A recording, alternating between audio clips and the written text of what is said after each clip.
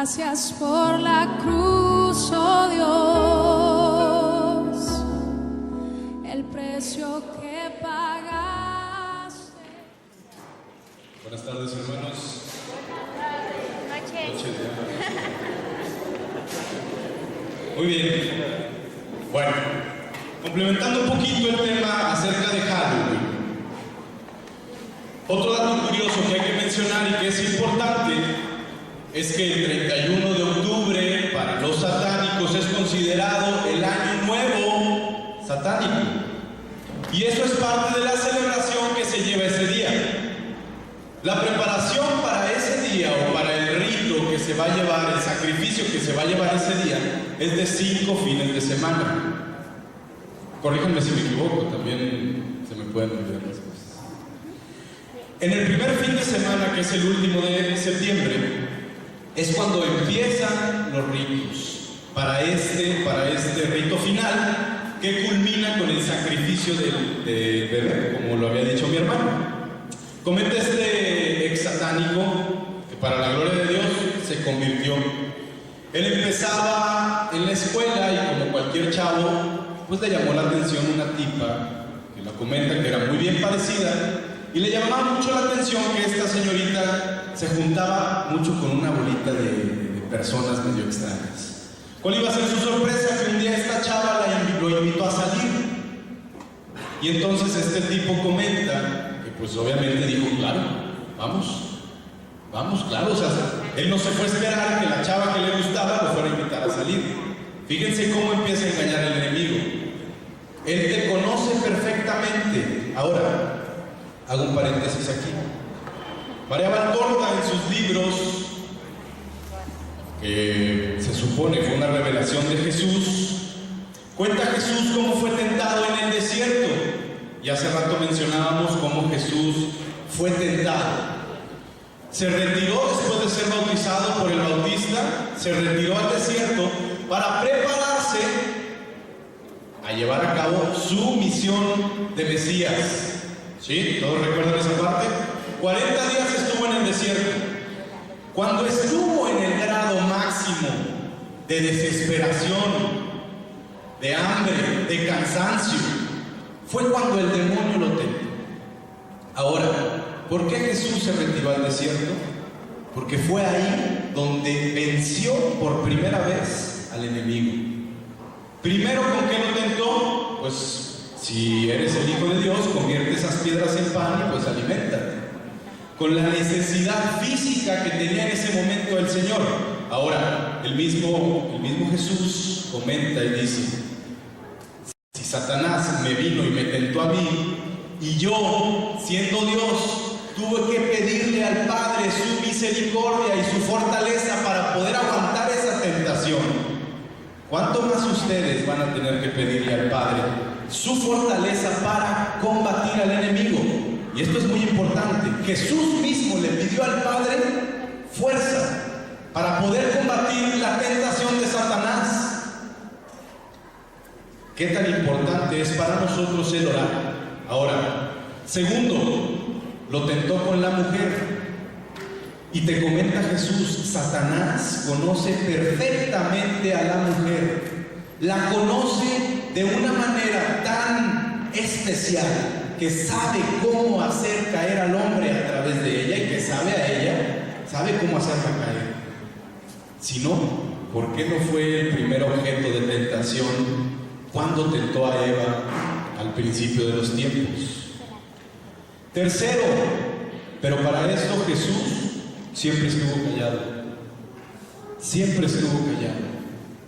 Nunca se prestó o nunca le puso atención a esas tentaciones. Tercero, lo tentó con el poder y le dijo, todos los reinos de la tierra pueden ser tuyos si te postras y me adoras. Todos. Tú vas a ser un rey que vas a gobernar como nunca existió ni existirá, pero póstrate y adórame. Y ahí fue cuando el Señor, molesto, le dijo, no tentarás al Señor tu Dios, y solo a Él servirás, porque está escrito. Y en ese momento Satanás se llenó de rabia, se llenó de odio y se alejó. Te cuentan los libros de María Valtorta lo que le dijo Satanás. Cuando le estaba pidiendo que se postrara y lo adorara, le dijo: el infierno, las llamas del infierno son como una dulce brisa en mi rostro comparado con el fuego y la desesperación que siento dentro de mí por ser adorado. Y eso es algo que, bueno, yo no lo sabía, lo leí en esos libros. Imagínense el infierno de Satanás por querer ser adorado. Por eso, tanta guerra contra los hijos de Dios. El primer fin de semana, todo empieza, la preparación. Esta persona llegó y en ese momento era un sacerdote negro que tenía a sus 12 discípulos, asemejándose a Cristo y a sus 12 discípulos, Cristo que es sacerdote eterno.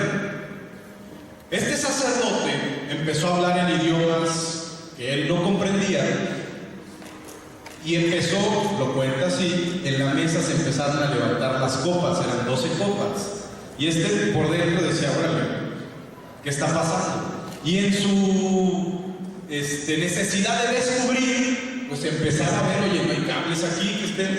No encontraba nada, estaban levitando. Desde el momento en el que entró por primera vez a ese lugar, a esos ritos, él ya le estaba entregando su alma al enemigo.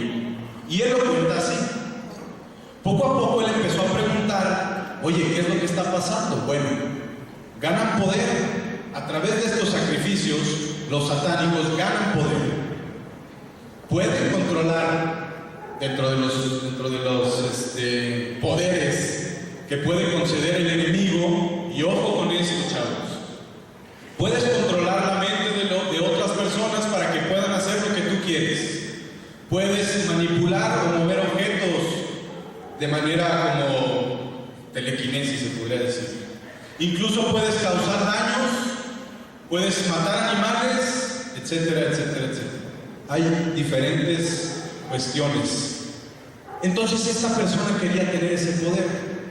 Dentro de lo que hacía él, para pasar al siguiente nivel, tenías que ponerte frente a un espejo y repetir el número 6 tantas veces hasta que se te incorporara el demonio que traías dentro. Y en ese momento el sacerdote negro te sacaba y te decía: muy bien, bienvenido, pasas al segundo nivel. Y así era cada fin de semana, en preparación para el 31 de octubre, que iba a ser el rito final. De ahí empezaban sacrificios sobre ranas, sobre animales, etc. Y se tomaba la sangre y se comían los corazones crudos, en sacrificio. Otro de los ritos era el que compartía mi hermano, que tenían que ir por una hostia consagrada, la orinaban, la defecaban, y con eso, ese menjurje que quedaba, según ellos se bautizaban. Fíjense con qué se bautizaban. Para empezar, es algo que pues es desagradable. Para empezar es algo que pues olería mal. Pero es que es así el pecado, es así el enemigo, es desagradable. Y comentaba algo muy importante: en sus ritos siempre tenían que estar tapados. El penúltimo, si mal no recuerdo, de los ritos, todos en la secta tenían que estar desnudos. Todos en la secta tenían que estar desnudos. Bueno, habían orgías, habían demás cuestiones desagradables. Nadie se podía meter con ninguna de las mujeres de la secta, solo el sacerdote principal, el sacerdote negro. Hacían los ritos que se llevaban a cabo en un libro, que pues no voy a mencionar el nombre, tenían su Biblia negra, etc. Y estos ritos eran para la preparación para el 31. ¿Qué pasaba? 5 meses antes contaban, como bien lo dijo mi hermano, 5 meses antes contaban para que el sacerdote negro embarazara a la que iba a ser elegida, a la que iba a entregar a su bebé para el rito final, y un miembro de la secta lo tenía que matar. Entonces mataban bebés del 4º, 5º mes de gestación y los mataban. Esta persona ya estaba a punto de entrar al rito final que era matar a un bebé. Les dio vuelta, no lo hizo durante 3 años, pero no podías exceder de 3 años. Si alguien, para esto, la chavita embarazada era tratada como una reina en ese lugar. Si a ella le caía mal a un miembro de la secta o a una integrante de la secta y ella quería matarlos, los mataba. Si ella decía que se hacía algo, se hacía. Ella era tratada como toda una reina, porque al final iba a entregar a su hijo. Al final de cuentas, el día 31 se festeja el Año Nuevo Satánico y se lleva a cabo este sacrificio. Ahora, comenta este ex satánico que todas las personas que entran consciente o inconsciente, de manera pensante o inocentemente, y hacen todo lo que se realiza en ese día, son parte del hechizo masivo mundial que se está llevando para consagrar, para entregar, para hacer todo hacia Satanás. Pero es que no sabíamos, pero es que no nos habían dicho, pero es que simplemente fui a una fiesta, pero es que simplemente yo me disfracé. Ojo, no por no saber o por hacerlo inocentemente quiere decir que no esté mal. Los antiguos celtas llegaban, tocaban a la casa de las personas a las cuales les iban a pedir la ofrenda y les pedían 2 o 3 cosas. Si no era comida, era alguna mujer para sus sacrificios o alguna otra cosa. Si los de la casa no cooperaban, se le llamaba, si no hacían el trato o el treat, entonces les aventaban el truco, ¿sí? O el treat. Y le aventaban una maldición a esa familia, en la cual un miembro de esa familia generalmente terminaba por morir en ese presente año. Y todos los chavos van en la calle diciendo truco, trato, o queremos Halloween, ¿qué es lo que en realidad estás queriendo? Oye, pero espérate, está disfrazado de angelito. No, señores, no alimenten y sean partícipes de algo cuyos fines son satánicos. Yo no veo por qué unos hijos de Dios, unos hijos del Rey, unos hijos de la vida promueven este tipo de fiestas. Y eso sí, quiero ver cuántos de aquí no nos invitan a fiestas de disfraces, que va a haber un concurso de disfraces, a ver quién tiene el mejor disfraz. Se disfrazan de demonios, se disfrazan de monstruos, se disfrazan de ángeles, se disfrazan de todo. Se disfrazan de todo y no saben lo que en realidad están haciendo en ese día. Son partícipes de algo mucho mayor y de un engaño que nunca se nos dice, pero que está latente. ¿Qué hace el demonio entonces? Pues busca engañar, busca confundir y busca alejarte de las cosas que te van a acercar a Dios. Y vamos a ver entonces cuáles son los distractores actuales. ¿Quién me puede decir cuáles son los distractores actuales que te llenan la mente de cuestiones que tú terminas teniendo un juicio imparcial, porque no terminas teniendo un juicio a los ojos del Espíritu Santo, sino a los ojos del mundo o de la sociedad? ¿Cuáles son los principales distractores que se les pueden ocurrir? Los Celulares, las guerras, internet, Facebook, música, televisión, drogas. Perfecto. Alcohol, ok. Vamos a hablar rapidísimo de un poquito de lo que me dijeron. Primero, sigo viendo, que pues sí, la verdad es que yo también tengo Facebook, también lo reviso de vez en cuando.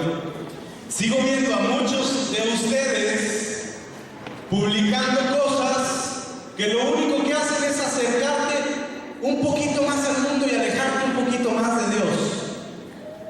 Y me llamó la atención algo que vi hace poco, no recuerdo la verdad quién lo publicó. Era una persona que estaba apuñalando a otra persona en la calle y lo filma. Y entonces pone, ¿será cierto? ¿Cuántas personas no vieron ese video y se llenaron de morbo el cerebro? Y entonces esta persona termina quitándolo como a la fuerza y el otro termina medio muerto allí. Oigan, ¿qué estamos viendo? ¿De qué nos estamos alimentando la cabeza? Segundo, las guerras, mencionaron. Vamos a platicar rapidísimo de cómo se está llevando el conflicto actual internacional, de los 3 conflictos más grandes que se están llevando a cabo en este momento. El primero fue el bombardeo de como 28 días de Israel contra Gaza. El segundo fue la crucifixión y mata de cristianos en Irak.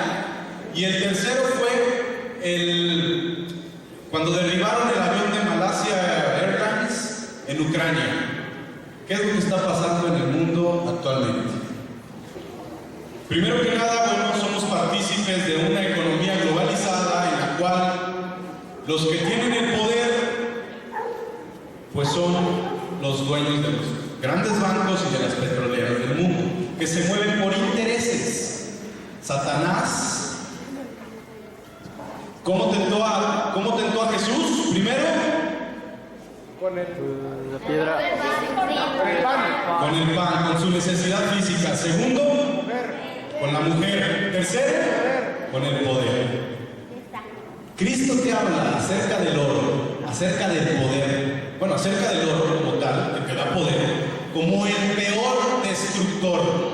Una persona que quiere, que tiene deseos de poder, es dificilísimo que pueda quitarse de la mente estos deseos. ¿Qué es lo que pasa con las personas que tienen el poder, que mueven todas las economías a nivel mundial? Están atacados de una manera impresionante por el enemigo y quieren más y quieren más. ¿Qué pasó en Israel contra Gaza? Fue un atentado, fue una apuesta hollywoodesca por parte de los israelíes, del pueblo de Israel, para tener pretexto para invadir Gaza, que era un puesto estratégico por, bueno, las reservas petroleras. Todo el Medio Oriente, para que, por si les interesa, todo el Medio Oriente, en el Medio Oriente existen las reservas petroleras más grandes en todo el mundo. No por nada Estados Unidos se quiere meter a invadir forzosamente allá. ¿Y qué pasó en el 2001 con el derrumbe de las Torres Gemelas? Terminó invadiendo Irak, si mal no recuerdo, si no me equivoco. Terminaron invadiendo Irak porque se supone que Osama Bin Laden había sido un terrorista que con su grupo Al-Qaeda había ido a derrumbar las Torres Gemelas. Datos curiosos de ese día. Si ustedes observan bien los videos de las Torres Gemelas, se ve como instantes antes del impacto de los aviones contra las Torres Gemelas hay pequeñas explosiones en la parte de abajo del edificio. Y ustedes se podrán, bueno, ¿cómo estuvo eso? Momentos antes del impacto de los aviones hubo explosiones en el sótano de los edificios.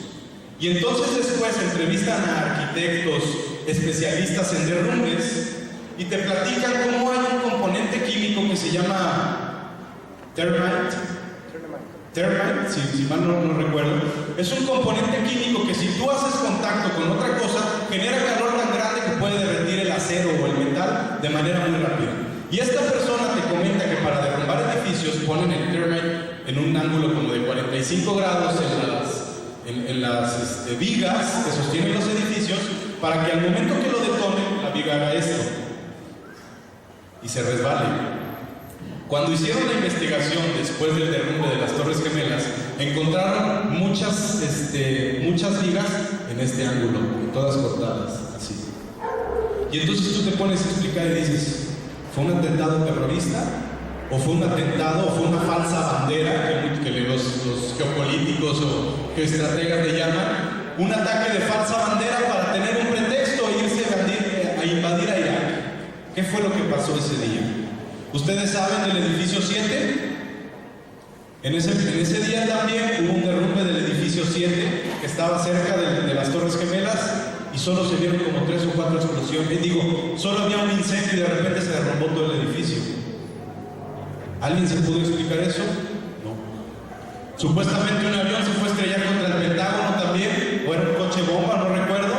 Y todas las cámaras que estaban alrededor del Pentágono, ninguna perdieron todos los videos. ¿Qué fue lo que pasó ahí? Nadie sabe. Pero Estados Unidos, y me atrevo a decir, Estados Unidos prefabricó todo esto para tener un pretexto ante la opinión pública, ante la ONU, que es de Estados Unidos, ante todos los países de la Unión Europea, y poder ir y atacar Irak. En el Medio Oriente, les vuelvo a repetir, están las reservas de petróleo más grandes de todo el mundo. Sigo. Eso sobre el ataque de las Torres Gemelas. Reportajes después, les recomiendo mucho uno que se llama Fahrenheit 911 de Michael Moore. Les recomiendo mucho eso. Bueno, ahí viene explicado mucho también de lo que estoy diciendo.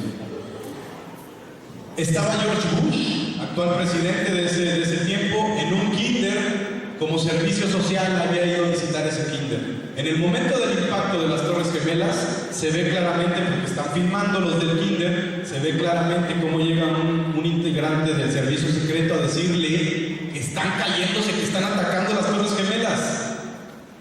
Y él simplemente se quedó sentado y terminó la clase, se paró y se fue.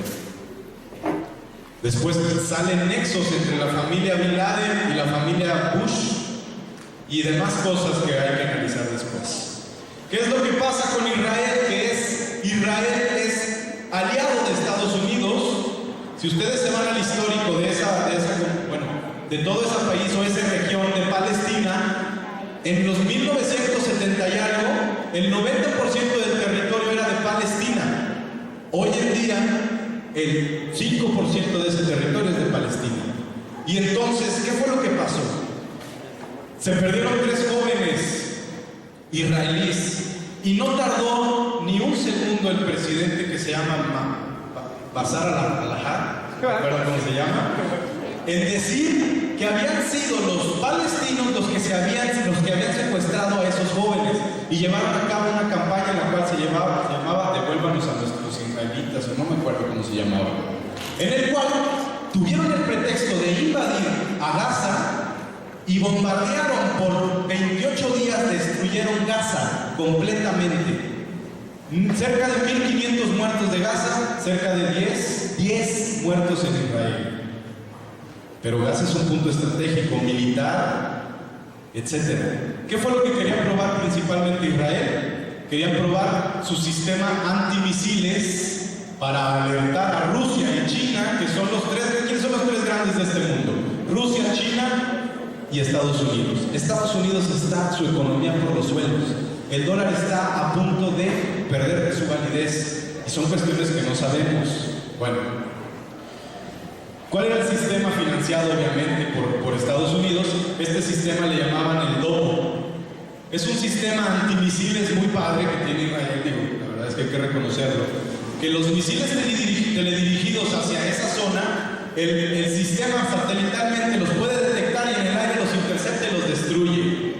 Y entonces Rusia, con su presidente que se llama Vladimir Putin, Rusia, a ver, ¿por qué te estás armando con un sistema antimisiles? ¿Qué buscas o qué quieres? ¿Qué estás planeando hacer?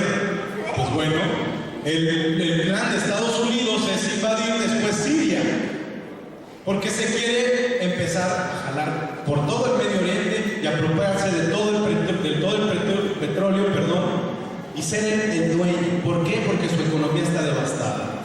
Segundo, la mata de cristianos en Irak. Un buen día, un grupo terrorista llamado ISIS decidió ir a pintarle a las casas de los cristianos una N. Ustedes muchos vieron Todos Somos Nazarenos o algo así en las redes sociales, era como una N, un símbolo raro. Bueno, esa N significa Nazara o Nazare, que quiere decir nazarenos. Les pintaron esa N y una inscripción que les daba 3 opciones a los cristianos que estaban en Irak. La primera, o convertirse al islamismo.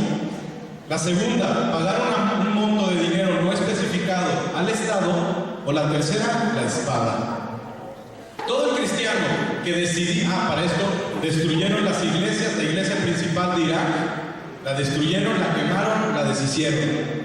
Cambiaron el Cristo que estaba en la iglesia y pusieron una bandera del ISIS. que es este grupo terrorista. Todo esto, ¿para qué? Para empezar a desplazar a los cristianos. Pero salió un comunicado de Hillary Clinton en el cual aceptaban que este grupo terrorista llamado ISIS estaba financiado por Estados Unidos. Nadie sabía eso. Tercer conflicto. Va un avión cruzando por Ucrania de Malaysia Airlines, que por cierto es el segundo avión que se cae. El primero se cayó allá por China, o no recuerdo, no sé si recuerdan, en este mismo año creo. El segundo fue este. Se cae y luego una hora después sale Barack Obama diciendo que fue Rusia o que fueron los prorrusos los que derrumbaron ese avión. Espérate, ni siquiera se llevó a cabo una investigación al respecto. No contaron con que el de la torre de control, al cual le dijeron que llevara a cabo las maniobras para desviar al avión, no contaron con que el de la torre de control estaba empezando a tuitear todo el suceso. Y entonces esta persona empezó a tuitear que le dieron órdenes para hacer que el avión descendiera a cierta altura y se desviara a tal lugar, y estaba escoltado por un jet de Ucrania. Y están las imágenes satelitales que lo prueban. Entonces imagínense que ustedes van en el avión y de repente un jet de la Armada está al lado de ustedes y los está guiando a otro lugar. En primer lugar, pues estás comiendo tus cacahuates y ves eso y dices, la torre, ¿qué está pasando? Porque después misiles de la tierra-aire derrumbaron el avión. Todo eso lo tuiteó. A la hora, inteligencia de Ucrania interceptó todas las comunicaciones de la torre de control y este tipo desapareció y hasta la fecha, bueno, sigue desaparecido. Pero ocuparon a Rusia. Todo esto que se está llevando, y se los comento para que vean un poquito el panorama que se está llevando a cabo últimamente en el mundo, porque es algo que nos tiene que interesar. Todo esto está orquestado ¿para qué? Para que muy posiblemente son ataques de Estados Unidos que no están teniendo efectividad, porque estamos tal vez en cara a un conflicto mayor, a una guerra mundial mayor. Y es cuestión de tiempo. Y se los comento por lo siguiente. Engañados por la seducción del poder, los seres humanos tomamos siempre decisiones equivocadas que nos hacen caer. Como armada o como grupo de jóvenes, tenemos que estar conscientes de lo que está pasando para que podamos en oración interceder por la paz. Porque nosotros que estamos buscando el amor de Dios, tenemos que ser el vehículo para que la misericordia de Dios obre. Y qué tan importante es el poder de la oración y la intercesión. Entonces, se acerca el 31 de diciembre, ya platicamos lo que significa, el 31 de octubre, ya platicamos lo que significa. Primero, no entremos en el juego del 31 de octubre.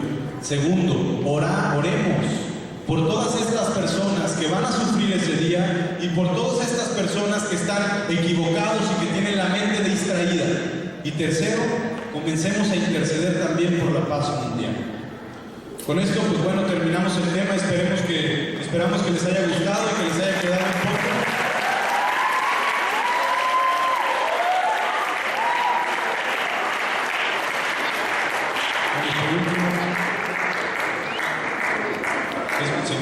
Por último, les voy a leer un fragmento de la palabra de Dios.